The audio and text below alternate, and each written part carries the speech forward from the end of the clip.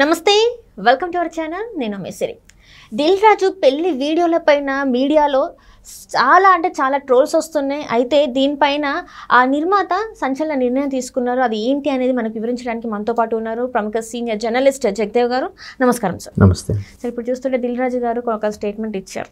నా పెళ్లి వీడియోల మీద సోషల్ మీడియాలో బాగా ట్రోల్స్ చేస్తున్నారు అది ఇది అని చెప్పేసి. సో దాని మీద ఈయన ఒక నిర్ణయం తీసుకున్నాడు అని చెప్పేసి తెలుస్తుంది.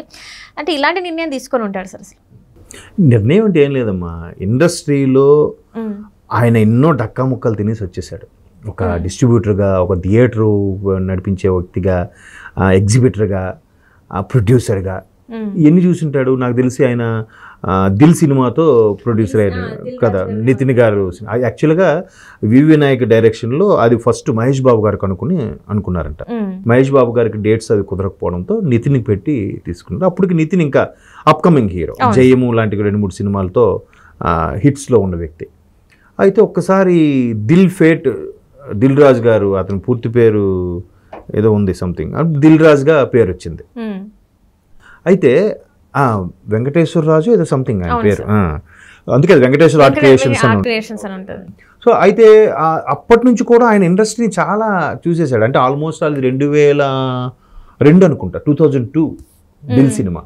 సో 20 years పైన అయిపోయింది, 22 years అవుతుంది. సో ఎన్ని చూసుంటాడు ఆయన. పైగా ఆయనకి ఎట్లా ఎగ్జిబిటర్గాను డిస్ట్రిబ్యూటర్గా చేసి సినిమాలు ప్రొడ్యూస్ చేసే స్థాయికి వచ్చారు కాబట్టి మంచి పరిచయాలు, మంచి కొత్త దర్శకులను ఇంట్రడ్యూస్ చేయడము, చాలా మందికి అవకాశం ఇవ్వడము, ఎట్లా చేయడం. ఇప్పుడు ఆర్య కూడా ఆయన అనుకుంటాను దిల్ రాజు సినిమా మన సుకుమార్ గారిని ఇంట్రడ్యూస్ చేసింది. ఇట్లా కొత్త అవకాశాలు ఉన్నప్పుడు ఆయన స్క్రిప్ట్ మీద కూడా అవగాహన ఉంది.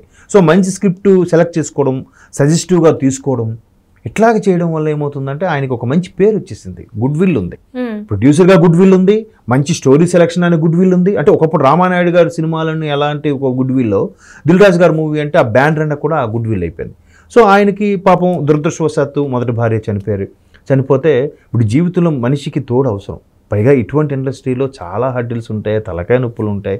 మనిషి ఇంటికి వచ్చేసరికి ఒక ఆదరణ, ఎవరు తోడు ఉండాలి. అప్పుడు మరి అతను పూర్వపరిచయం ఇప్పుడు ఒకటమ్మా, ఎవరైనా వాళ్ళ వ్యక్తిగతం మనకు అనవసరం కదా. ఆయన ఏదో ఆ పరిచయం అయిన వ్యక్తి ఏదో చేసుకుని అప్పుడు కూడా ఇంట్రోల్స్ చేశారు. ఈయన వయసు ఎంత, ఆవిడ వయసు ఎంత, ఈ వయసులో ఈయనకి బయటకు వచ్చి చెప్పారు కదా సార్, వాళ్ళ పరిచయం ఎట్లయింది ఏంటనేది కూడా వాళ్ళు వివరించారు, క్లియర్గా చెప్పాడు. ఆ తర్వాత ఫొటోస్ కూడా ఆయన ఇంటర్వ్యూలో కూడా చూపించారు. అంటే ఎట్లా అయిపోయిందంటే, మీకు నేనింత సినిమా చూసారా, అందులో ముమైత్ ఖాన్ సూసైడ్ చేసుకుని వచ్చి బయట కూర్చొని చెప్తుంది, మా మీదే మీరు అన్ని రాస్తారా, కానీ మేము లేకపోతే మీకు బతుకులేదు, మా మీద రాసి మీరు బతుకుతున్నారు, అలాంటిది మరి మేమే లేకపోతే మీరు ఎవరి మీద రాసి బతుకుతారని అడుగుతుంది. కరెక్టే కదా. అంటే సినిమా చూసేంత వరకు సినిమాని చూస్తారు, ఎంజాయ్ చేస్తారు, కానీ వాళ్ళ మీద మళ్ళీ నెగిటివ్ చిన్న చూపు చూస్తారు. ఎస్, ఆ పాటలో కూడా ఉంటుంది, చక్రి వాయిస్తో పాటలో. సో అలాగా చిన్న చూపు చూసి ఇలా చేయడం, ట్రోల్స్ చేయడం వల్ల కొన్నాళ్ళకి ఇండస్ట్రీ ఇలాంటి పెద్ద మెయిన్ ప్రొడ్యూసర్ తండ్రి లాంటి వాడు కదా. తండ్రి లేకపోతే ఇంక సినిమాలు ఎక్కడి నుంచి ప్రొడ్యూస్ అవుతాయమ్మా? ఎంతమందికి బుక్ ఎలా దొరుకుతుంది? ప్రత్యక్షంగా పరోక్షంగా 100 మంది బతుకుతున్నారు కదా. సినిమా షూట్ అయినప్పుడే కనీసం 1000 నుంచి 1500 మంది బతుకుతారు. అయిపోయిన తర్వాత థియేటర్ ఓనర్స్, డిస్ట్రిబ్యూటర్స్, అక్కడ పార్కింగ్ వాడు, అక్కడ సమోసాలు అమ్ముకునేవాడు, కూల్ డ్రింక్స్ అమ్ముకునేవాడు, గేట్ మ్యాన్, ఆపరేటర్, ఎంతమంది బతుకుతారు కదమ్మా.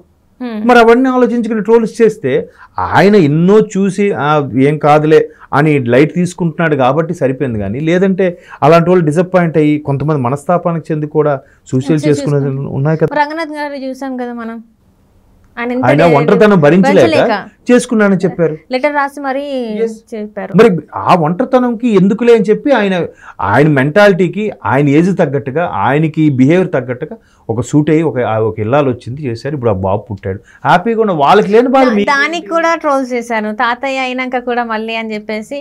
అది వాళ్ళ ఇష్టం కదా సార్. ఆ పర్సనల్ లైఫ్ లో కూడా వేలు పెట్టి కెమెరాలు పెట్టేసి చూడడం అనేది అది కరెక్ట్ కాదు. ఇప్పుడు ఇదే దిల్ రాజు అంటే ఆయన కొన్ని ధైర్యంగా ఉన్న డెసిషన్స్ కూడా నాకు నచ్చుతాయి. ఎలా అంటే, ఇలాగే మొన్న కొంతమంది జర్నలిస్టులు స్టేజ్ మీద కూర్చుంటే, మొన్న రీసెంట్గా ఒక సినిమాకి ఈయన కింద వరుసలో కూర్చొని అన్న, అయితే జర్నలిస్టులు తిరిగి ఈయన అడిగాడు అనమాట, ఎప్పుడు మీరు అక్కడ కూర్చోరు కదా, మేము ఎక్కడ కూర్చొని అడుగుతామని. అడుగుతూ పలానా స్క్రిప్ట్ మీద తీసుకొస్తా, దాన్ని మ్యాక్సిమం రేటింగ్ 5 కదా, ఒక ఎక్కువద్దు 3.5-4 రేటింగ్ వేసి ఈ బౌండెడ్ స్క్రిప్ట్ మీకు ఇస్తా, అది 3.5 to 4 రేటింగ్ వేసి మీరు ఒక 4-5 జర్నలిస్టులు నాకు సర్టిఫై చేయండి, దాని మీద సినిమా తీస్తా ఎవరైనా చేయగలరా అని అడిగాడు.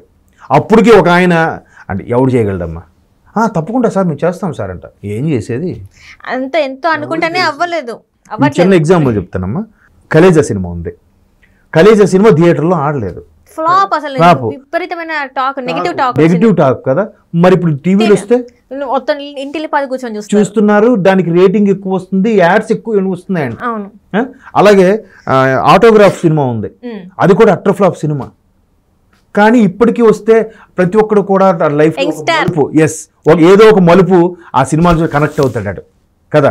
చదువుకున్న టైంలోనో, కెరీర్ టైంలోనో, పెళ్లి టైంలోనో, స్కూల్ ఏజ్ లో ఏదో ఒకటి కదా. మరి ఎవరు చెప్పగలడు ఏది హిట్ ఏది ఫట్ అని? అది ఇంకా హిట్ అండ్ ఫట్ అని కదా. అసలు ఆ టైంలో ఏది జనాలకి రీచ్ అవుతుందో తెలియదు. థియేటర్ నుంచి వెళ్ళి టీవీలోకి వచ్చేసరికి అది కనెక్ట్ అవుతుంది. ఇక్కడ సినిమా చూస్తే అంతెందుకు, అతడు సినిమా ఉంది, అతడు సినిమా సరిగ్గా ఆడలేదు. ఓన్లీ ఏ క్లాస్ సెంటర్ లోనూ మామూలుగా ఆడింది అంతే. హిట్ అన్నారు కానీ మ్యూజికల్ హిట్. మణి శర్మ గారు క్రెడిట్ అది, త్రివిక్రమ్ గారు మాటల మాయాజాలం. బట్ ఇప్పటికి టీవీలో వస్తే నాకు తెలిసి థియేటర్ కన్నా టీవీలోనూ 1000 times, అంటే 100 days కాదు 1000 days అయిపోయి ఉంటుంది అతడు కదా. సో ఎవరు చెప్పగలరు? ఏ ప్రొడ్యూసర్ కూడా డబ్బులు పోగొట్టుకోవాలని ఉండదు కదా. ఏ ప్రొడ్యూసర్ కూడా ఫ్లాప్ సినిమాలు తీయాలనుకోడు కదా. అది క్లియర్గా చెప్పినా కూడా ఇంకొంతమంది వితండవాదంకి వెళ్ళి ఆ లాజిక్లు మ్యాజిక్లు మాట్లాడితే ఏం చేస్తారు? నువ్వు వచ్చి తెలుస్తుంది అంతే కదా సార్. అదేదో పచ్చిగా సామెత ఉంటుందండి, గుడ్డు పెట్టే కోడికి తెలుస్తుందట మంట ఏంటన్నది కదా. అలాగా ఏది చెప్పడానికి విమర్శించడానికి ఎన్నో ఉంటాయమ్మా. ఆ పొజిషన్ ఉన్నోడికి తెలుస్తుంది.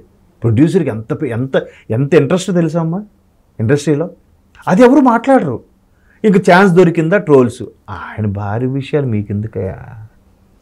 అదే మీ విషయాలకు వచ్చేసరికి ఒక్కొక్కడు మానవ హక్కులు తొక్క తోటకూర అని చెప్పి ఫీల్ అయిపోయి కేసులు. ఇదే ట్రోలర్స్ వాళ్ళ ఇంట్లో ఉన్న ఆడ మనుషుల గురించి మాట్లాడితే సహిస్తారా? ఒక మాట అంటే వీరావేశం వెంటనే వెళ్ళిపోయి దిల్ రాజు గారు ఆఫీసుకి వెళ్ళిపోయి అద్దాల బల్ల కొట్టేసి అవి చేసి ఇది చేసి చేస్తారు. అది కూడా మంది మార్బల్ వేసుకుని మరి అలా తీసుకోము అబ్బే.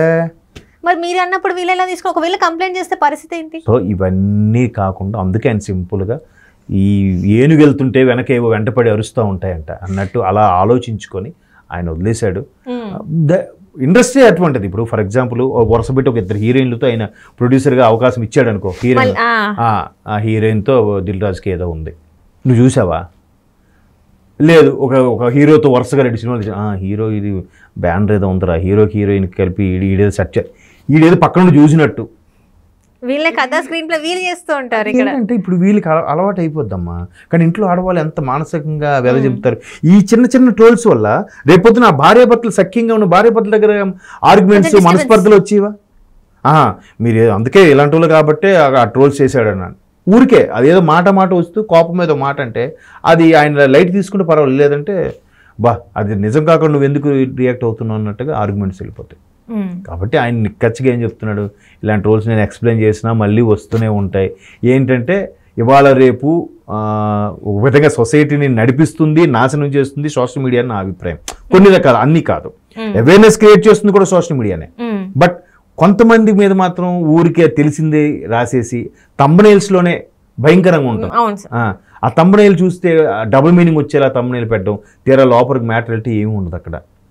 అవి ఎంత ఇబ్బందికరంగా ఉంటాయి. బట్ బాగా ఈ దిల్ రాజు గారి లాగా బాగా అండర్స్టాండ్ చేసుకునే వాళ్ళు, కొంచెం బ్రాడ్ మైండ్ ఉండాలి. ఏదైనా కూడా ఈ ఇప్పుడున్న సొసైటీలో బ్రాడ్గా ఆలోచిస్తేనే బతకగలుగుతాం అంటారా? నమ్ముతారా మీరు? ఎగ్జాక్ట్లీ అమ్మ. ఎందుకంటే ఇవాళ రేపు అంత సెన్సిటివ్ మైండ్ అయిపోతుంది. అంటే సమస్యలు వచ్చినా కూడా తట్టుకోలేకపోతున్నారు. చిన్న చిన్న వాటికి సూసైడ్లు, ఎగ్జామ్ పోతే సూసైడ్, లేదంటే ఒక అమ్మాయి రిజెక్ట్ చేసిందంటే సూసైడ్, లేదంటే నలుగురిలో పెట్టి తండ్రి తిట్టాడని సూసైడ్. ఏంటి అసలు అట్లా అయిపోతుంది. కాబట్టి ఎట్లాంటి వాళ్ళు దిల్ రాజు లాంటి వాళ్ళు ఇంటర్వ్యూలు చూస్తే ఒక కాన్ఫిడెన్స్ బిల్డ్ అవుద్ది. బొంగులు అవి చూసి నవ్వుకుంటా, వాళ్ళు ఇంకోటి వచ్చాడు రా, ఇంకోటి రోల్ చేశాడని నవ్వుకోవడమే అంతే. వాళ్ళు కూడా అలాగే నవ్వుకుంటారు, పట్టించుకోరు. వాళ్ళు పట్టించుకుంటే బతకలేరు, రేపు అనేది ఉండదు ఇంకా వాళ్ళకి. Right sir, right. Thank you so much sir.